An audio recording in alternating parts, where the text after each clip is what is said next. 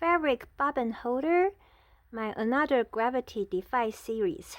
This is 7th, actually 8th version. I'm super happy with it because I'm using Coverstitch for the separator.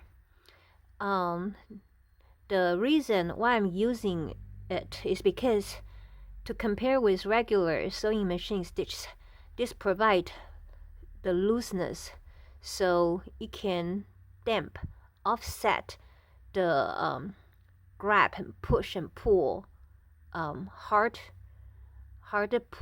stress on the separator, the seams. And this is the Singer cases, and it breaks easily, and the thread gets entangled here also. And this is the honey sew, and then the sponge over time became brittle, and you can see that the Amazon 210 bobbin came in such manner. Who is able to ever use it without all the thread tangled together? And you can see how easy it is to put it in. And please remember, please be aware that I'm using one hand to do the recording.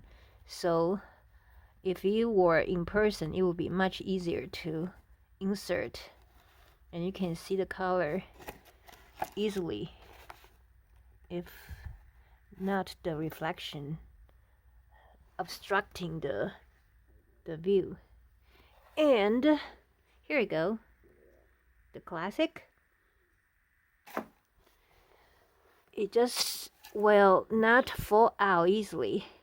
And oh, I remember this one I used to be using also, but this is not very good because when it doesn't have many bobbins here, it actually doesn't really stay in position. Often the time it will be like this, and then it just become like and then the thread get tangled together also. Yeah, I already transfer. See, it just doesn't stay in place that easily. Okay, so this is Gravity Defy series fabric bobbin holder, way much better than the Singer one. Bobbin saver, or the another sponged honey sew bobbin holder.